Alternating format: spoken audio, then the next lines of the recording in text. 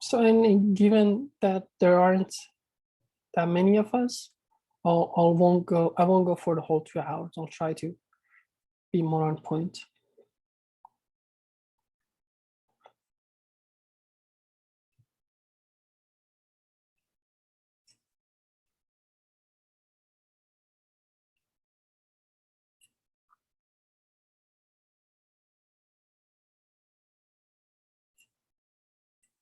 Hello, everyone. I hope that sound, video, everything is okay right now. I assume it was. So today, the point of today might be a little bit more advanced. I hope that you are familiar with machine learning and have done your own projects, at least one example. But if you haven't, still you can gain out of this. It won't hurt to know how machine learning life cycles work. So for this workshop, for this session, I'll first go through the theory, sort of the concept, and then show you some live examples of how this will work. And if you have mlflow installed, you should be able to follow me easily, minus the remote server, which you don't have access to, but you could do everything that I'm doing with my server, you could do it locally. That shouldn't be a problem. All you need to do, which I'm sorry, I should have put that on the HackMD before, it's mlflow, keras, and maybe NumPy too, that should suffice. So I will first go through the challenges in machine learning development. And then how mlflow can help. And finally, what is mlflow, and some live coding case study. So the personal experience, I've been working on machine learning for a few years now, and one of the common theme and challenges that everyone faces, that I'm sure if you've done any machine learning project before, you're familiar with this, especially if you're working with big data, is the organization. And what that means, first of all, how the data, where are you going to put it, and how can you have access to it regardless of where you are? You want to be able to work on your project and not be limited to one workstation or one machine. And after that, when you want to optimize your model, create a app, software, or whatever, there are maybe hundreds, thousands of different parameters that you need to tune. And so if you're not, even if you are an organized person, it's still, after working 6 months or a year on a project, the chances that you'll be lost with all those parameters and you won't know what is where, at least for the older experiments, is very likely. And sometimes if you want to publish something, or it might happen on other cases too, that someone will ask you to replicate an experiment that happened some time ago, a long time ago. But because it is very hard for you to know exactly what hash your GitHub repo corresponds to the exact code that you use for that simulation. Also, what were the parameters? What were the learning rate, for example? What was the loss function? Or any other endpoint that you might need to exactly be able to replicate that experiment. And the point of these, sorry, let me get rid of this other one. I don't want it.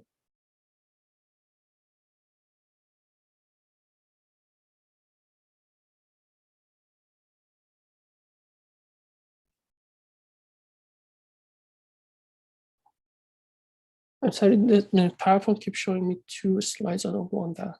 In a moment,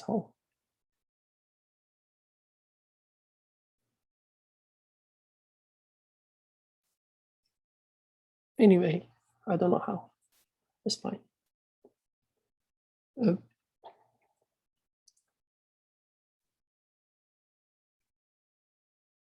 So as I was saying, And because you don't know the parameters, you don't know the endpoints, you don't know the exact hash that corresponds to the version of your code in your GitHub or Bitbucket that would correspond to the code that was used to create that experiments, it will be very challenging for you to replicate those things. And even if you have decades of experience with software engineering, still, if you want to rely on your own skills, organizational skills, you would have a hard time keeping track. And these are all just when you work by yourself. If you try to work in a group, then that would become much worse, because everyone now needs access to all the experiments, all the data. Well, some of the experiments, some of the data.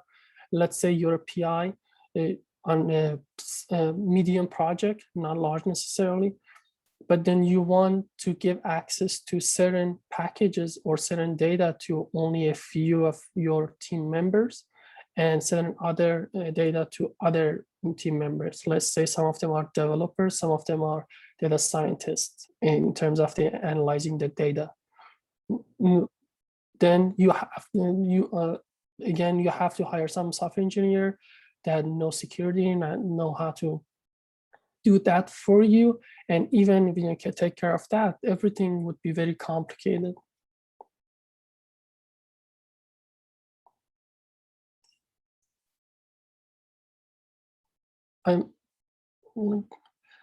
When I'm doing full screen, I'm losing the Zoom. I want to make sure that I'm not missing anyone.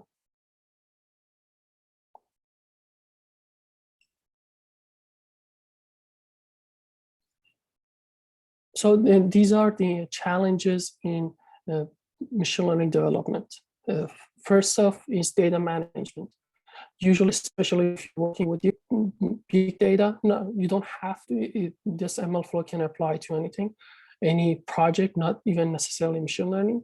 But the focus here is on machine learning because usually they tend to have a lot of parameters. The first challenge, as I mentioned, is data management.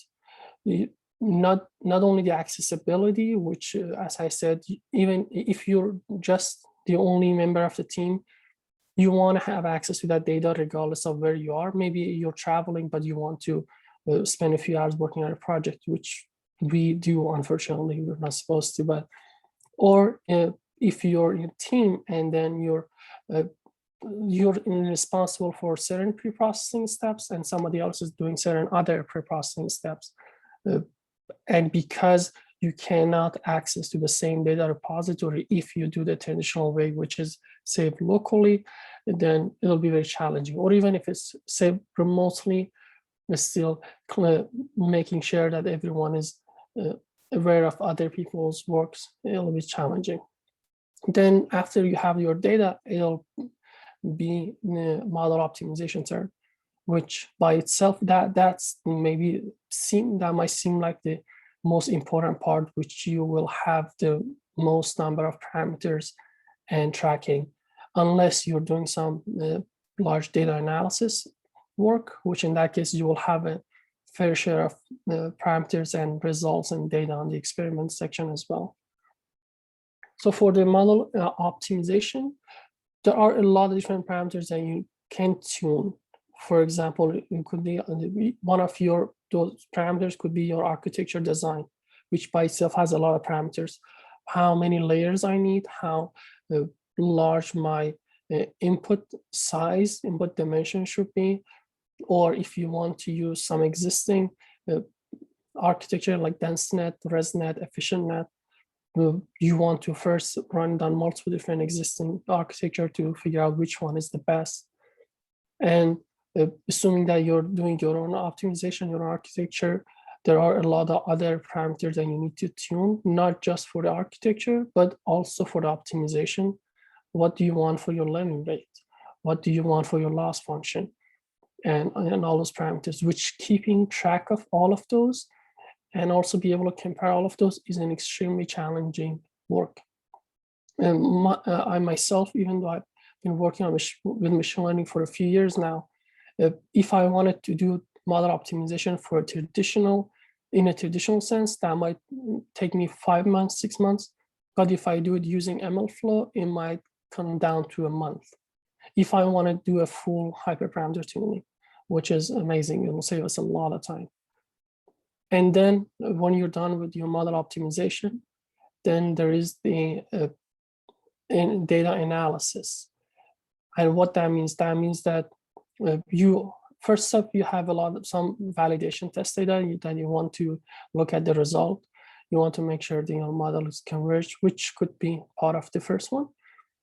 And also, if it's a collaborative work and you're the developer or somebody else, and somebody else is the data analysis or vice versa, because you can really, the data analysis can wait for the engineer, for the developer to finish his job, and then the data analysts can start their work. Usually you have to be in contact so that every time you work on a new version, they get to have the newer version. But then you need to be careful not to mess up all their works.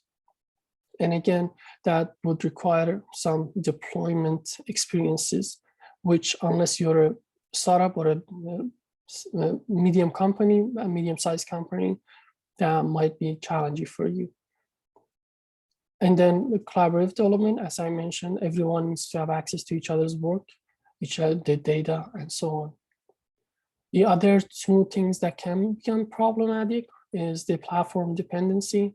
You write your Python or C or R code, but it only works on Ubuntu, for example. What if you want to use that on a Mac, or even if you're on the same operating system?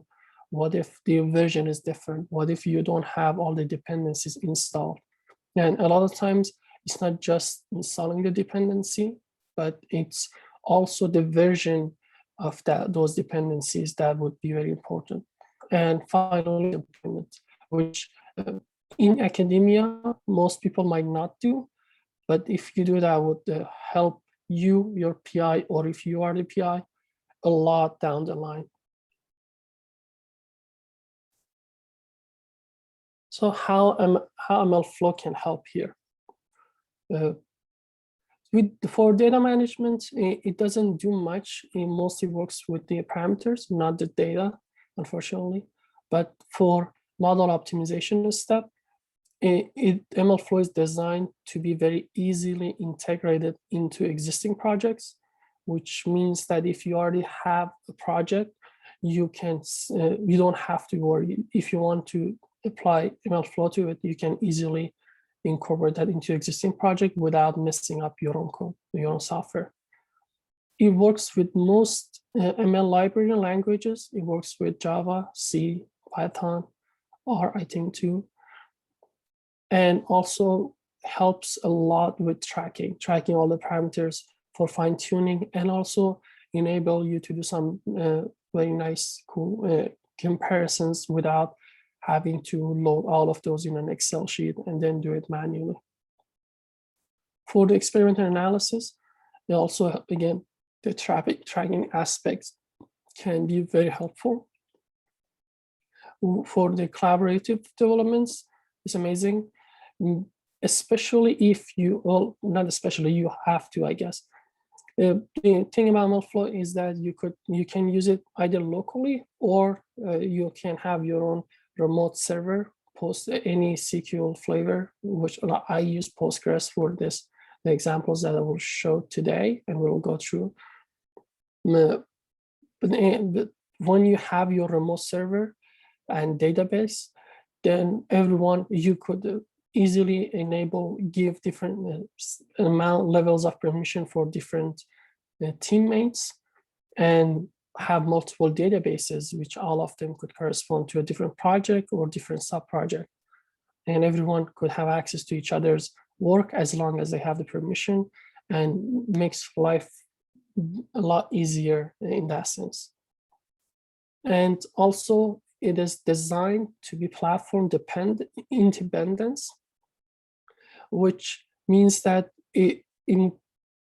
because it saves all the packages, libraries, and their exact versions, you can easily replicate the environment, the virtual environment, in any machine. Also, the model, it can save the model platform independent or platform agnostic, which means that you could train your app, your model with Python and then run it in R, or train with Java and run it in C, which is very nice. And then also it provides a very easy, intuitive deployment framework platform, which you'll see how nice it is. At the moment, mlflow was open source about 2 years ago. It belonged to Databricks prior to that. And because it's been open source, the level of community support has been increasingly growing. And by so far, there are 5 different components that has been designed for mlflow. One is the tracking, which, as I said, helps you record your experiments, configuration, results, and source code. It's the models component, which save your model, optimized model in a standardized way that could be used on any platform. There is a project component, which helps you save your environment, library dependencies, and so on. And also, if you have a Docker file, you could have your Docker image linked there. And then model registry, which provides a centralized model management for you to enable others to have access to your model registry. And also, in case you want to have constant monitoring of the process for your downstream users, you can through that. And plugin is just so that you could have your software be available through pip or through the apt-get, those kind of things. Well, I did 2 different sub projects, although I'm going to show you the MNES one for the most part because it's much faster to run. But then I might show the results for these 2 just so that you will know. Each of these are run against a different databases. This is how mlflow user interface look, which, as you can see to the left, this whole thing is ran against a specific database. To the left is the experiment names. So each database could have multiple experiments. And under each experiments, then you have multiple simulations. Each simulation, as you can see, it has all the parameters saved, the parameters that you want, obviously. And also it says who ran it and what time. And also when you go inside each of those simulations, then you get to have a lot more information. For example, this is specific simulation. For it, we have all the parameters. We have all the metrics. We have the optimized model, which is registered in our model registry. We have the exact code that we can just give this one line of code to anyone, and they can, as long as they have mlflow installed, they can run it, and it'll automatically pull the code with the correct hash from GitHub, and also from your ML project, it'll install all the package dependencies. If you use Conda, obviously you need Conda installed prior to that, or if you use Docker, you need Docker installed prior to that. But that's all downstream user need.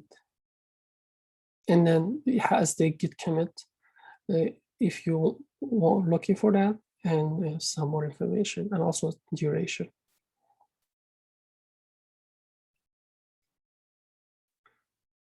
So for this, I guess I can show you live how we can work with this, how we can. So for the sake of this, I'm going to do a simple MNES classifier. Let me make sure I have this here so I won't miss it.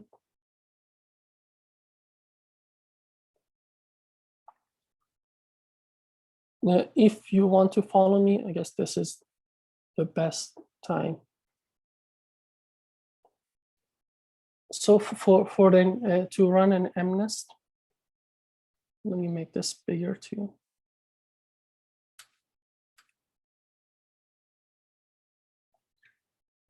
the packages that we need is NumPy. Then we need OS for because I'm using a remote server, I need to use SSH tunneling. If you're doing locally, then you don't need that at this point. You need to import mlflow. I'm importing Git too, because when I'm using Jupyter Notebook, it doesn't automatically save the Git hash. So I need to do it manually. But if you were running it through a Python script, it'll do that automatically for you.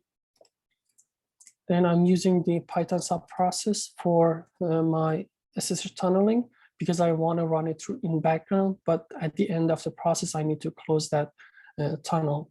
Therefore, I'm using the Python subprocess. For some for loop, I guess I'm using the Tadum package, which is a very nice way of seeing tracking where your for loop is at the moment. I have this small function which is just in the background, doesn't really have much information. Then Keras. And from Keras also, for the sake of simplicity, I need a few other packages which I'll import separately. So from the keras.utils, I'll import numpy.utils. And then from Keras, the layers.core, I'll import. This is because I want to run my own simple architecture. I need dense, dropout, and activation, which if you're familiar with neural networks, this is to create a dense layer, this is create a dropout layer, and also your activation layer. Well, let's not show our warnings too, to just keep things clean.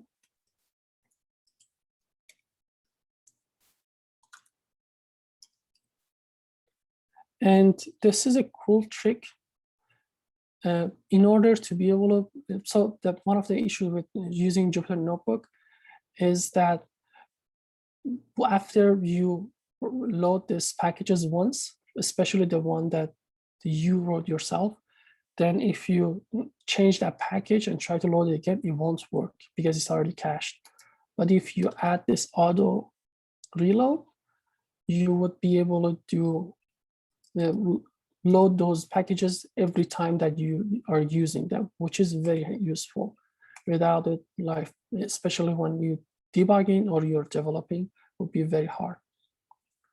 And let's run this thing. I'm running this Jupyter Notebook against my Conda environment, which you will be able to save all the package dependencies as part of mlflow. So you can ignore this part at this moment. This is my SSH tunneling because I'm running against a remote server. You could do that locally. And you don't need to do anything. I'll show you how you can do that locally. You can just ignore this step. This creates an SSH tunnel to my server in the background, and also keeps track of it with this SSH session so that I can close it at the end. Let's load our data, which is mnest. If you have other data set available right now, you don't have to use mnest. I'm using just mnest because it will be very fast classification and we could try different things. So for the data, I'm using Keras data sets. I'm loading the mnest from there. And then I need some more information. I have a number of pixels, for example, which would be xtrain.shape.0. I assume you all are familiar with Python to a good extent, and so you should already be familiar with this, or actually, because the first dimension is the number of samples, I need the number of pixels. And also because it's MNest, I need to reshape these into vectors.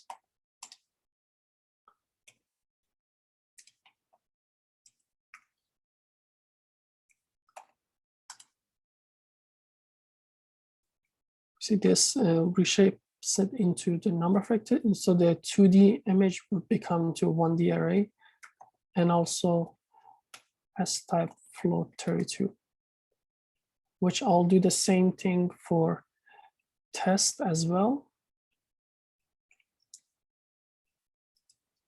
Then I need to normalize this images.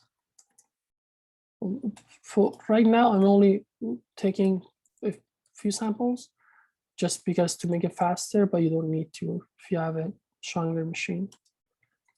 And then X test is not that much, so I'll keep it as is, only divided by 255. And finally, for my labels, I need categorical labels. So I'm using NumPy util, which I took from Keras, to change this labels to categorical. And I'm doing the same, I'll do the same thing with test. Let me show you before this how it looks. If you work with MNest, you should already know this, I assume.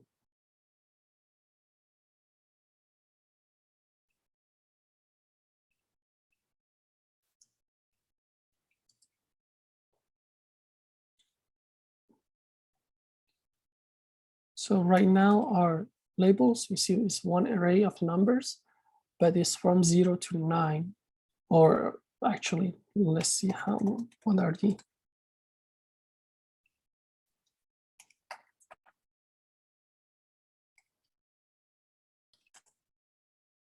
Yes, so our label is 0 to 9, which is we're trying to read digits. But after turning into categorical, then if you look at it again, see it's only 0 and 1, because each number, each row represents one number, which if you don't know what categorical is, it's in list size 10 because we had 10 classes. If it's the first class would be 1, the rest would be 0. If it's the fifth class or number 5, the fifth index would be 1 and the rest would be 0, and so on.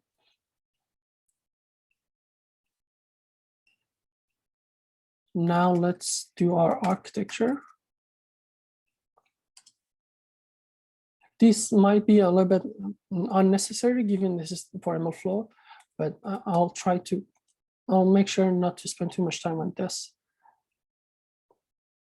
So I guess let's do mlflow before do them. This would be my model. This is the architecture, my architecture. I'm using keras.model.sequential, and then I have 3 dense layer, and then 2 dropout layer. I'm using ReLU for activation for before the last layer, and then softmax for the last one. And I have 10 classes. So one of the cool thing about mlflow is that we can log everything automatically. When we want to optimize this model, there are a lot of parameters. We could do that manually, or if we wanted to, we could use mlflow autolog capabilities, which has multiple different flavors, has Keras and PyTorch and all those things. We're using Keras, so we use the Keras one, that autolog. And just this one line of code will automatically save everything for us. And then let's run this. Now let's set up our mlflow.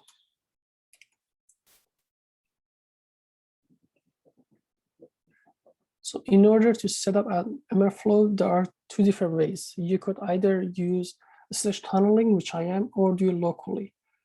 For the local, you can define your port and host.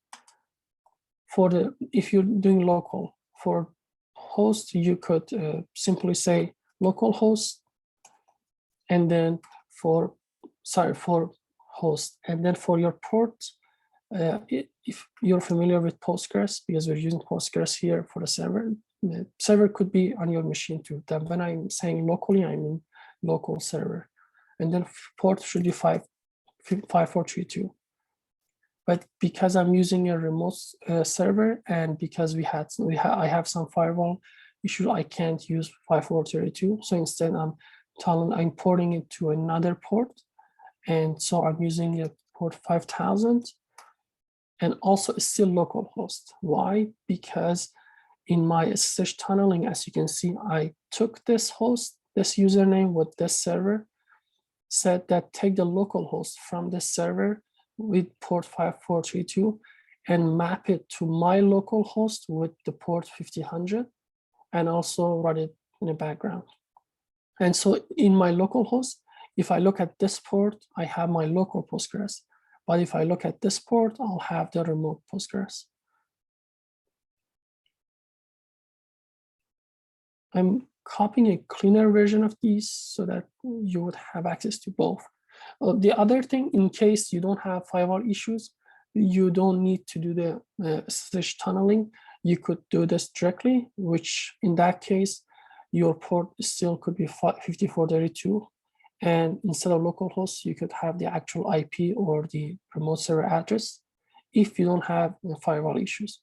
Because we're doing this in university doesn't allow us to use that port, so we have to map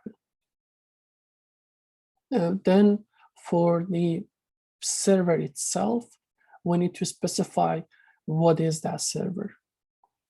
This is how the server look like in mlflow. You have a username for your Postgres database or SQL database, a password, database name, and dialect driver, which in this case I'm using Postgres. You could use any other available ones. I think any of the SQL flavors should work here. And then this is how you need to specify your server address, which is first dialect driver, and then username, password, host, port, and finally database name. Then for the artifact, so there are two things with mlflow. One is tracking the parameters.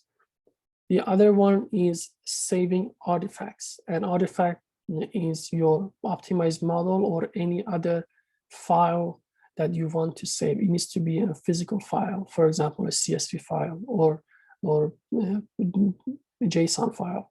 So in order to save the artifact, you need, with the exception of the optimized model, which it does automatically, for other artifacts, you need to save it locally first and then upload it to your server. For the artifact, there are different ways that you could do this. Again, this is how these are different ways that you could do artifact. You could save it locally, which in that case, you should write file and then pass your artifact store.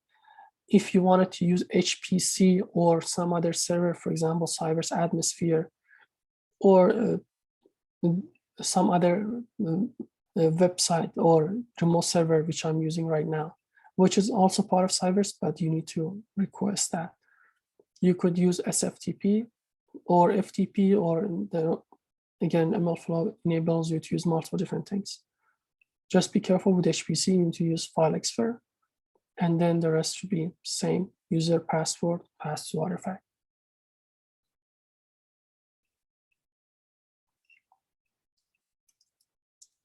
This is same as these, just these are filled out, so we can ignore that. Now that we have our artifact and server, we need to tell mlflow what those things are. So first, we need to set our tracking URI, which is server. And then we need to create an experiment. If you recall, these are the experiments. We need to create a new experiments. So we call mlflow.create experiments. I'm using API here within Python. You could do that in terminal too. You could simply write mlflow experiment and then create and then name. So the trick, the subtlety here is that if you can avoid this, you just, because after you create your experiments, you need to set the experiments as well, which is whatever the experiment name was. If you don't do this, mlflow will automatically create your experiments. But because their artifacts path is by default your local path, if you don't do this yourself, then your artifacts will always be local. But if you use your specified manually, you get to have your own experiment name and also artifact location, which comes from this, as we said, which could be a remote thing. So let's set this, the tracking URI, and then let's do this experiment mnest live. Create experiments. You only need to run that once. If you, after that, you need to comment it. Otherwise, it will prompt errors and it won't be able to continue. So now let's run this.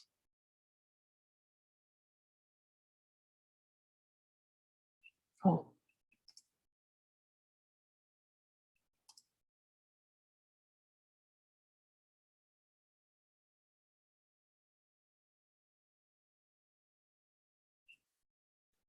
I didn't run any of these.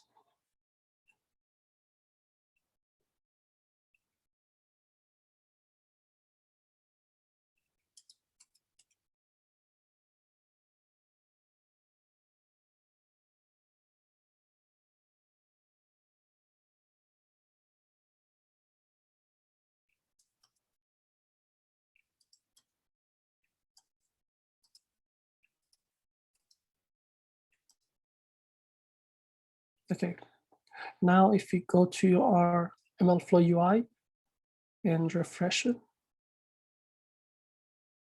see there is an experiment mnest live, but there is no simulation there because we haven't run anything yet. So in order to have that, let's have our model trained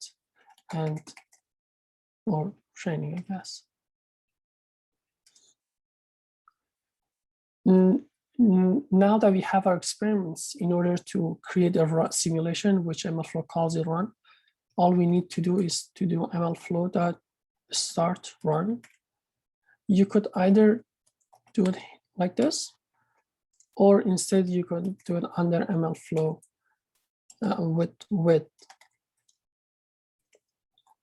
which if you're using the first style, I guess, you need to end your run at the end. But with the second one, you don't need to do that. For this case, let's go with the normal one. And now, in order to save different logs and params, all you need to do is to do mlflow.save log artifact, log metric, log param, or params, which will get there. For my optimization, I'm just going to copy this because it's irrelevant. So I'm compiling my model and then doing the fitting. And finally, I'm evaluating the result. And also doing some prediction too. But there are some information here that I need to save or track. Now I can use mlflow here, like before mlflow was involved. So I can do mlflow.log params, for example, and log epochs, which it does it automatically, but just so that we would see history.params and get me the history is we're getting it here. We could do the same thing for steps per epoch, which is the same here. Or we could save metrics, log metric, and then accuracy, for example, which we are getting from here.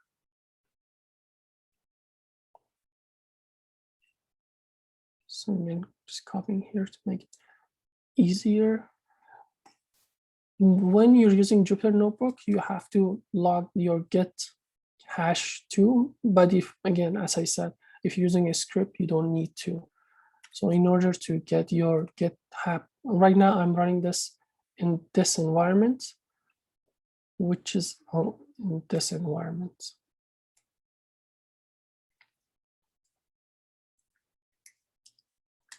Which is a GitHub repository, which I'll put the link to the hack in the afterwards. In order to get the Git hash that responds to the code that I'm using right now, I need to use the Git package that I loaded, .repo. And then I want to search the parent directory and then git commit hash would be this repo that had that hex. I want the hex style of it. And then we can save, use again mlflow.set tag this time, because we want to save it as part of the mlflow built-in parameters. So instead of no, you could save it as get hash and then your git commit hash. But because we want to save it in the same place that if you had done, you run your Python script, instead we are going to do it a little bit differently. You can find all of these in their documentation. I just want to show you how abouts of it. But then obviously, if you are interested, you can go through the documentation, which is very easy and intuitive to follow, and get the other options for these. Right now, I'm doing well for that source, I get that commit with this specific tag, and then end my run. So let's again copy this whole thing to make sure everything's clean, and let's run it.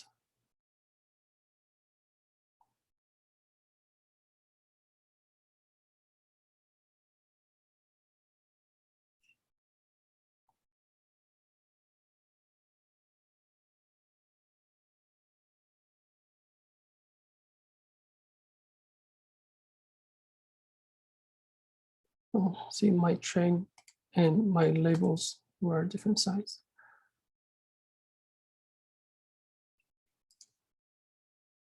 Oh, because, so this is the thing, because we already initiated this. This is the downfall of going this style.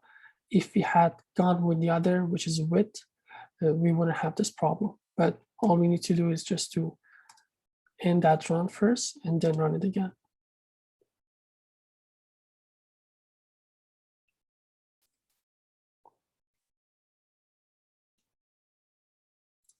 Process completed. Now, if we refresh our server, so by the way, this Jupyter Notebook is running on HPC right now.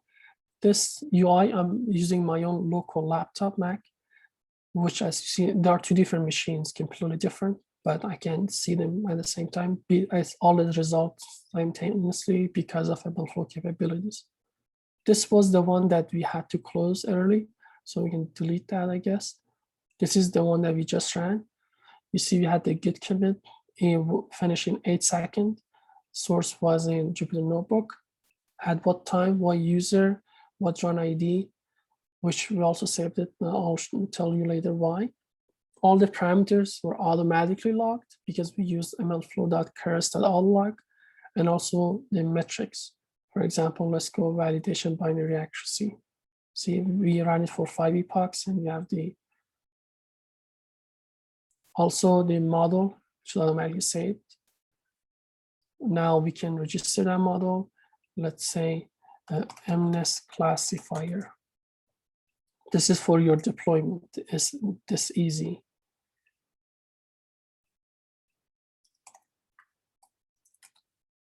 And then register. So now if I go to my models tab, this is my model registry. So you can see my model is here.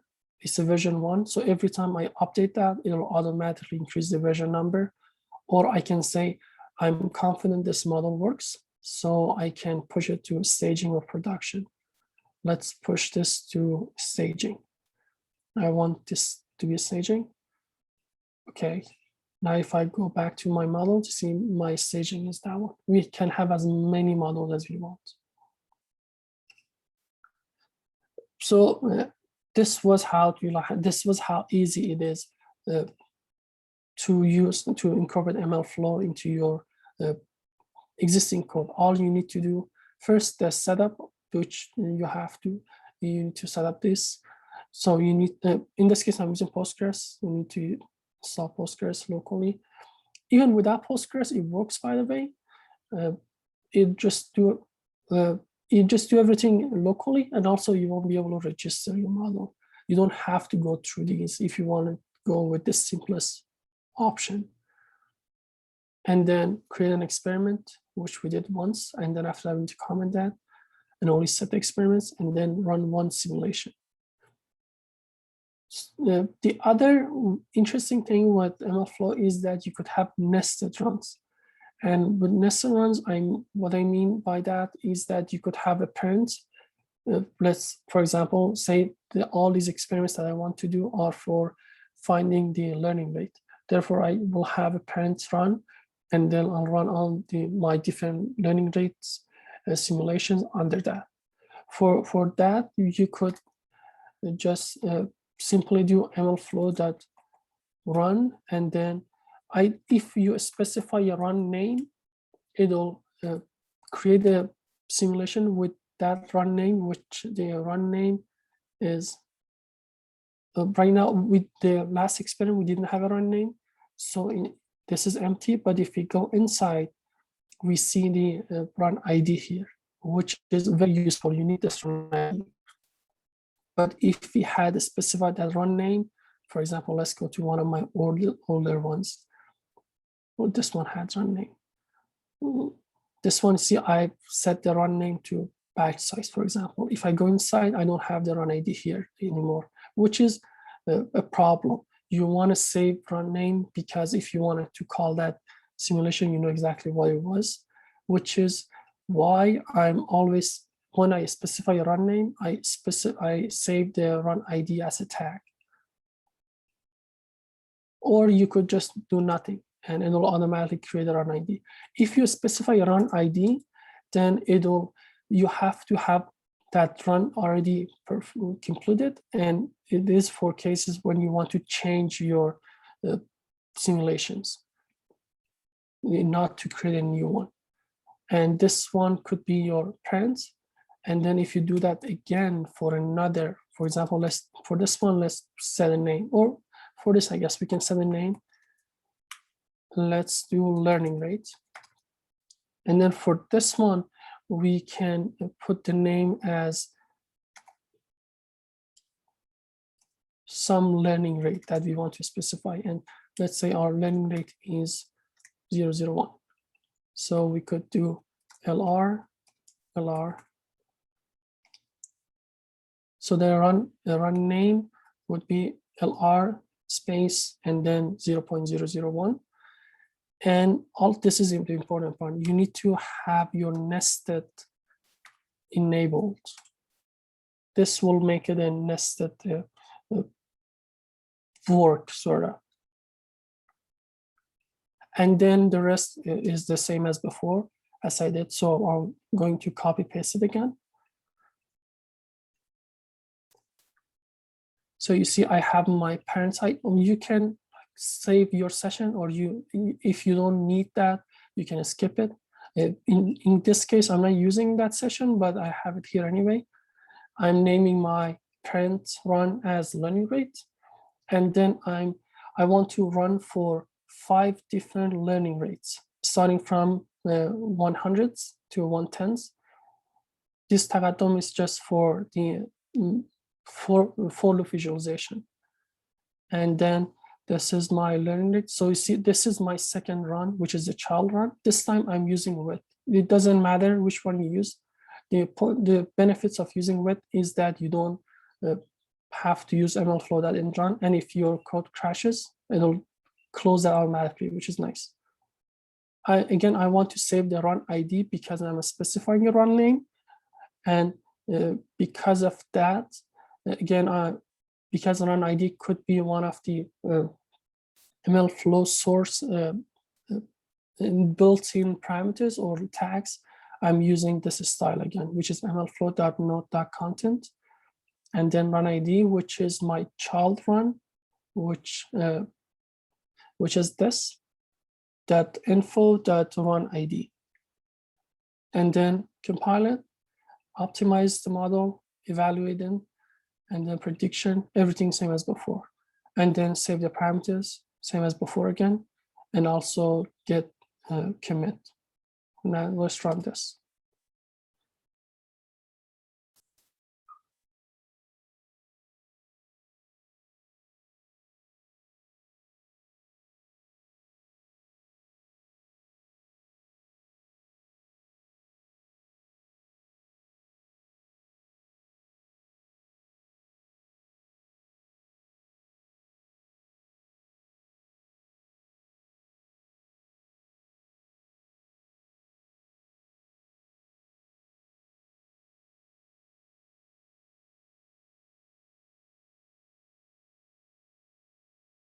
So one thing that you need to be careful is that because we started 2 different runs, we need to close it twice.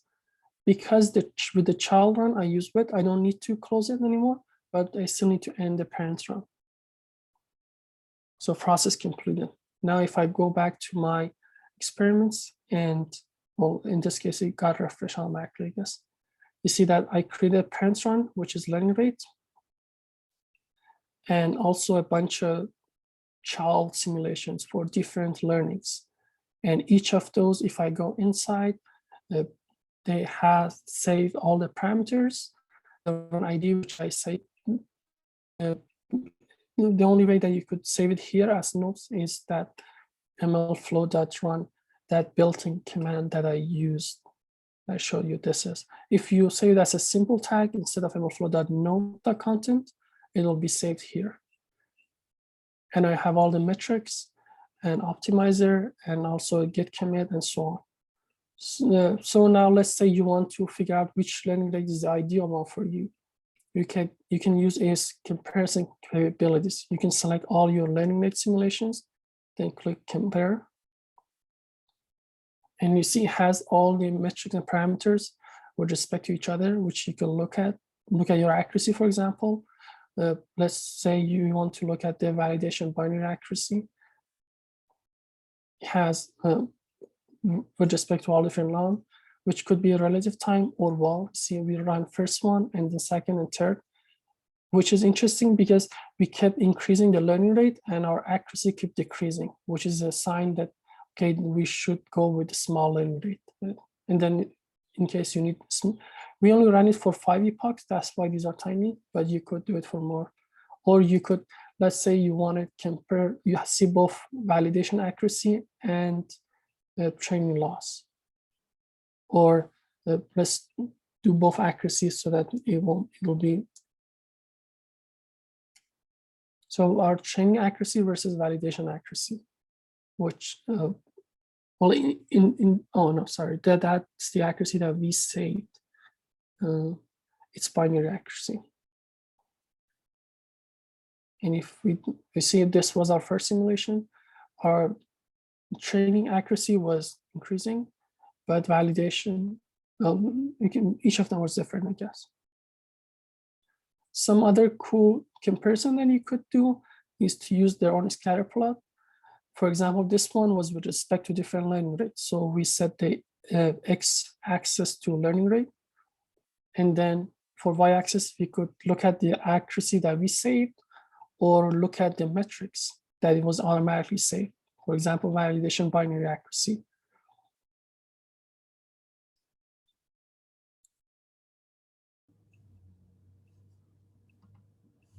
The other one is the contour plot. Again, x-axis, we want learning rate because that was the one that we changed. For y-axis, let's say it's validation binary. For z-axis is training loss. What this means? This means that the more we go to the right, our learning increases, the more we go up, our validation binary accuracy increases. And the darker the blue is, it means that our loss function is higher, or training loss was higher. What we need a small training loss and a high validation binary accuracy, which means we need to look for the lightest blue, which is here, and also the highest validation binary accuracy, which would be this point. And so in this specific example, our fine-tuned learning rate would be 0.01. Or if you want to make sure you go lower, then you can try some more experiments and then compare them. These dark areas is because we only have a limited number of experiments. It doesn't include everything. And also it has the parallel coordination plots too, which is also nice. We don't need epsilon, we don't need number of layers because those are fixed. We don't need batch size because also it is fixed.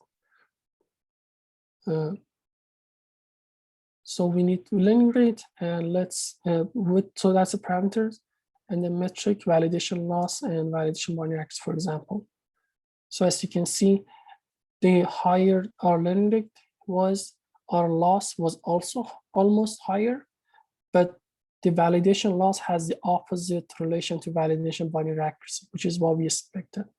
Or usually when you're looking for convergence, you need to look at training loss and validation accuracy, which in that case, this is my training loss and this is my validation accuracy. Again, you see the higher my training loss, the lower my validation accuracy, which is what we expected. That means that our network was converging and wasn't overfitted. Now just let's do another one of these. That was for learning rate. Let's do one for batch size too. This would be for finding the correct or the optimum batch size. Then let's run it.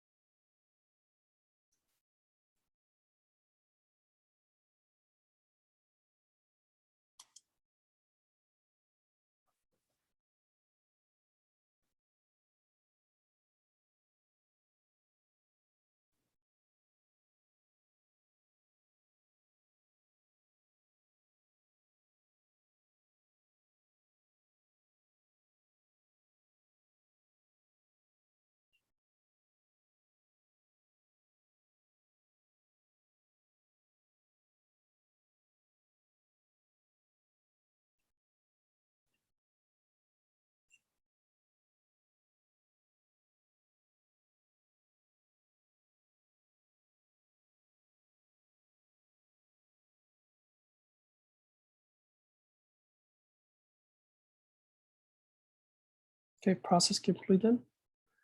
Now, if you refresh this again, so you see under this experiment, we have two sets of simulations, one for batch size, the other one for learning rate. Each of them has their own child, which this one was different learning rate, this one is for different batch size, and we could do the same thing here too, same comparison and everything. And as I said, this whole thing is for one database in my Postgres. You could have obviously other databases too for different experiments. So now that we have our experiments, let's look at how we can load those experiments to a result. For example, let's say we want to get the information for, I looked at my learning rate. This one was the optimal one. I want to go to the experiments. I want to load the information in my Python. How I can do that? It would be mlflow.get run and then run ID. You can't use run name because run name isn't unique, but run ID is unique. And let's call it old run. And now if you look at inside old run, You see we have all bunch of parameters and information and so on.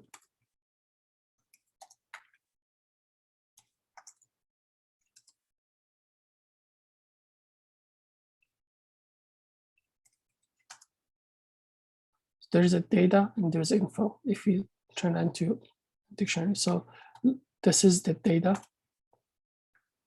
See, I have my metrics, I have my tags, I have my other information, I have my git commit, hash, and user, and so on. Or if I look at the info, I have my artifact URI, I have my experiment ID, lifecycle, which is active, I guess, and run ID, and so on and so on, start time, status. Now let's say you, instead of doing this comparison here, as I showed, you want to do this locally. First, you need to get the list of all your runs for a specific experiment ID, which for that you could simply say mlflow dot. Everything I'm showing here in API, you could do that in a terminal too, by the way. List my run info, and my experiment ID is, in this case, it was 4, as we saw here. See, it can get me all the simulation that is run for that specific. Let's see, how long is this? This is a list. So I have 14 simulation there. Let's count. I have 2, 4, 6, and the parent 7, 2, 4, 5, and parent 6, so 13, and then 14. And if I want to look at the first one, I guess, see, I have the artifact URI, start in time. So this one only shows the infos because we're only looking at the infos. Now let's say you want to get an experiment ID. You don't have this X4, you're looking for that. You can look at your experiment name and then type mlflow.get experiment by name.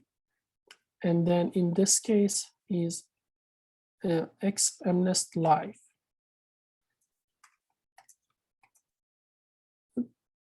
Which will give you the experiments, which has the artifact location and experiment ID and name, which is already known. And so you have your experiment ID. The other thing would be if you want to download some artifacts, for example. Oh, if you wanted to change an existing run, as I said, you need to do run, start run again. Just forget that, mlflow that start run. And instead of name, or instead of leaving empty or as specifying the specific name, by the way, you could specify the experiment ID too. If you, so we can specify the exact run ID. Let's say you want to change this one for whatever reason. Or let's say, or you can duplicate the experiments, which I'll show you in a moment.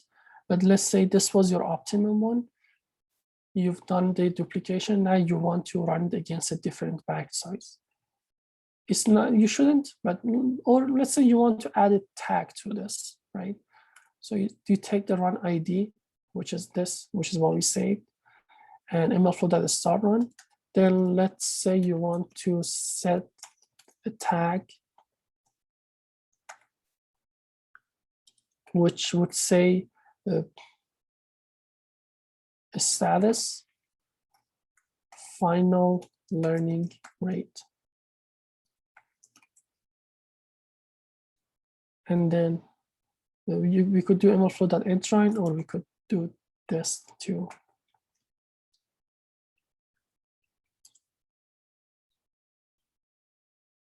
Which finished. Now, if you go back here and refresh, see the tag was status final optimized learning rate. In order to download, so to download the artifacts, in this case, our artifact is our model, which has my project as one of the components of mlflow, as I mentioned, which this is you need to create this. It has the what flavor you use, which we use Keras, what version of Keras, what was the Python function, which by that it means version of Python, what was your environment? I'm using Conda, so a YAML file, or you could use a Docker too, and then run ID and so on. And my conda.yaml has the record in the needed packages. So your conda should be conda.yaml inside the same directory. If it isn't, then when you are doing your the log model, you need to save that, specify where what is your conda YAML. And then these are just my model.h5, which is the main optimized model, and this is just something that comes with the Keras model, the summary. So now let's say we want to download that. We need to first create a client, which client can be defined as mlflow.setTrackingURI URI or mlflow.tracking that mlflow client. We want to take the mlflow client class and then use this class to download artifacts. And all we need to do here now is to specify the run ID, which we have from there, and also the path, which is the path here. If you put an empty string, it would be everything that is here. Or instead, you could go inside. For example, I want the conda YAML file or ML model file. I need to go inside model, and then I want the ML model. This is the remote path. And then you need to also specify your local path, which is here called destination path. It could be an absolute path or a relative path. Let's, for the sake of seeing, I'm using a relative path. I don't want to mix it with the existing one, so I'm saving in the subfolder prior to this. And let's run this. Okay, finished. Now, if I go to my terminal, one folder behind, and look,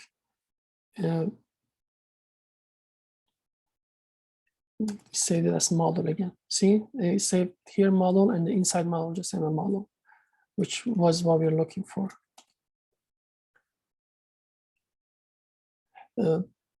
Other things that, so let's say you want to duplicate an experiment now.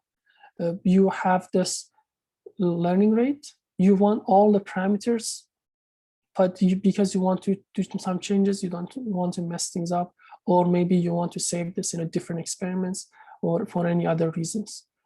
In order to duplicate, again, this is why run ID is very important. You take the run ID.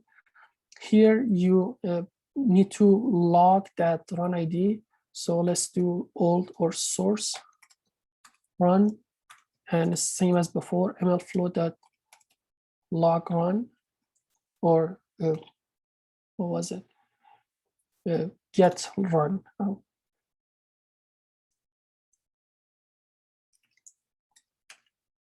And my run ID is this.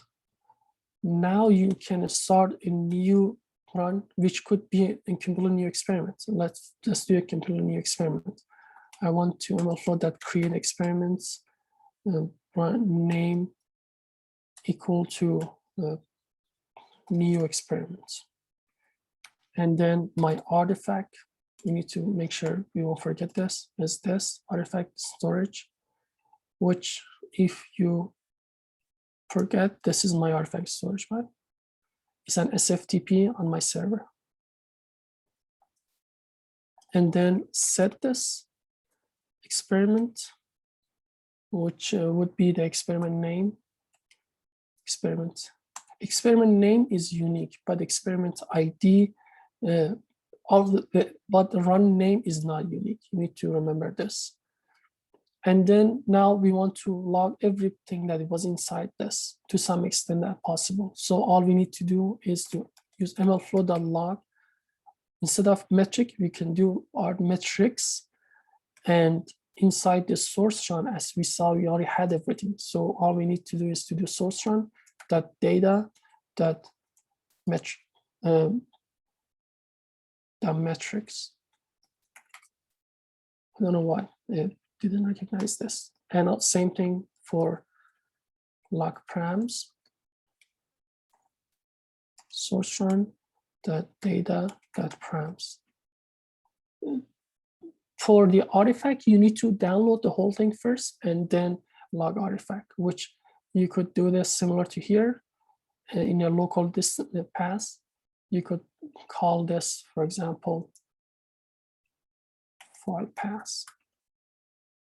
And we want the whole thing this time. Let's remove the old one.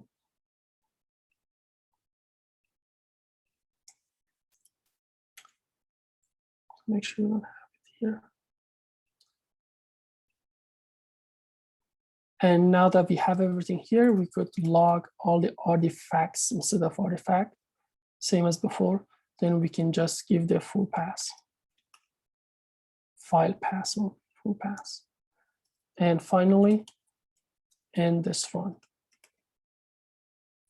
So now let's run this.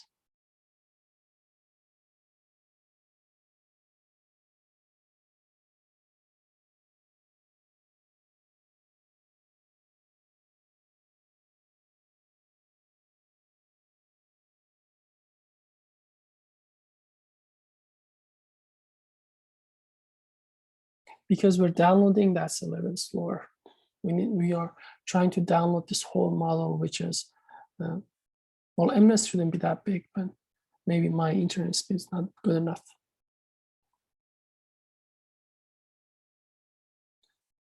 Even right now, if you refresh, we should have the new experiments. See new X, which we just created, and the new simulation, which is, because it's not finished, it doesn't have that green tick. But some of them is like parameters is already saved, metrics is saved. Oh, and it saved everything for me. I should stop this. Okay, my bad. This file path I needed to specify. I only take the model.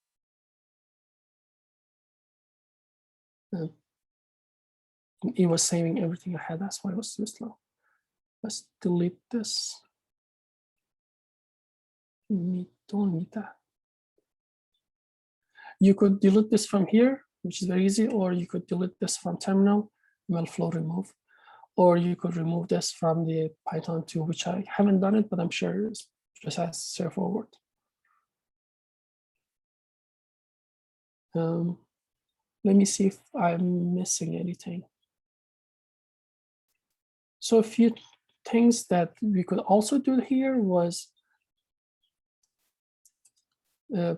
to get the git commit also when we want to duplicate that, or get the new one.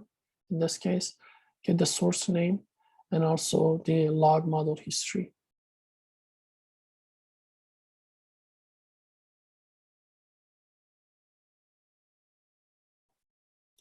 I think I went through everything. Oh, now let's say you are you want to use the model, your friend trained that model. Now you want to use that model to do some experiments there. How you can load this model? Let's go back here, MNS Live.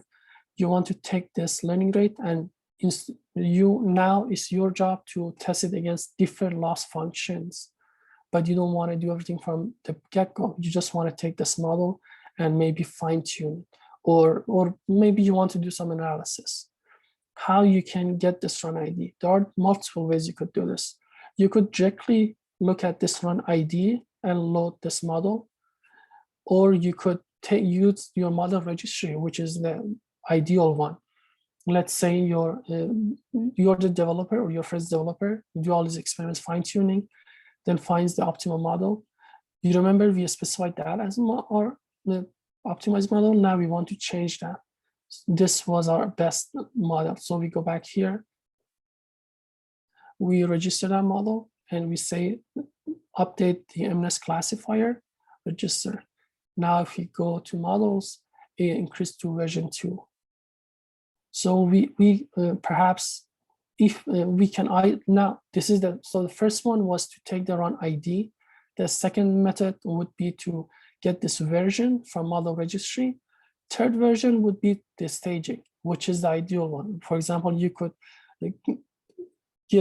tell your friend, the data analysis, to always take the production model, and then you can update that so that you don't need to even talk to them. They can always have access to the most recent version. Let's do this as production 2, and then I'll show all 3. Usually you need to go staging and then production, but for the sake of this workshop, see, my version 1 is still in staging, which I don't care. Version 2 is production. Now let's load these. The first option would be, you could do mlflow that keras, because it was keras, or you could do other things too, the load model. And instead of the typical file path, here you do model URI. And what is URI? You already have the run ID set. So all you need to do is to do models. This is from model registry. And then your experiment's name, which was, well, simulation name actually.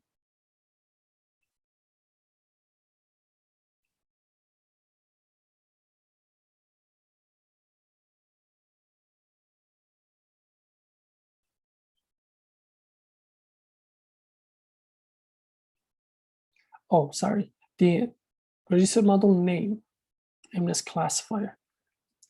We want to go to registry, get that one. And also from there, we want the production model, which it could change, but at any point we could get that. Keep in mind that we already had set the URI, so it knows exactly what experiments that corresponds to. Although it doesn't need to, sorry. This is for just the registry, so it doesn't matter. As long as you have set the experiment, you're good to go. And we have the model from the registry. You could do this for run ID. This is how you do run ID instead. For model run RUR, instead of model, you say runs, and then run ID, and then model. Or you could do this directly from your data store or whatever. Or the last one would be to do the version, which is similar to production. In this case, you have the models, and this would be MNIST again. And this number is just a version. So we have version 1 and version 2. If we go 2, it'll be the version 2. And that was it for everything. Let me close everything. Now that I've done with this, I need to close my SSH and run. Well, it's already closed, so that's a good thing. The end session, I think. I should have it somewhere here.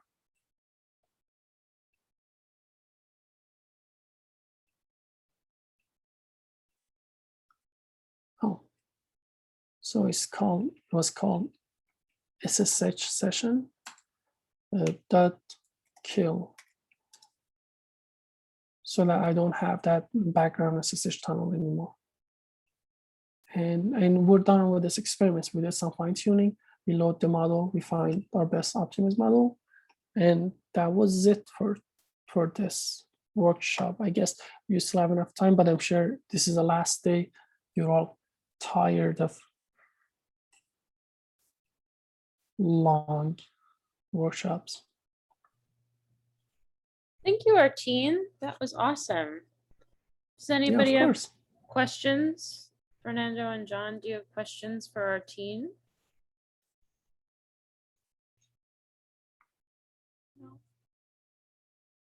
No, I guess not. Okay. Well, thank you so much for joining us and holding this workshop. Yeah, of course. Glad to be here. Nice to meet you too. Thank you so much.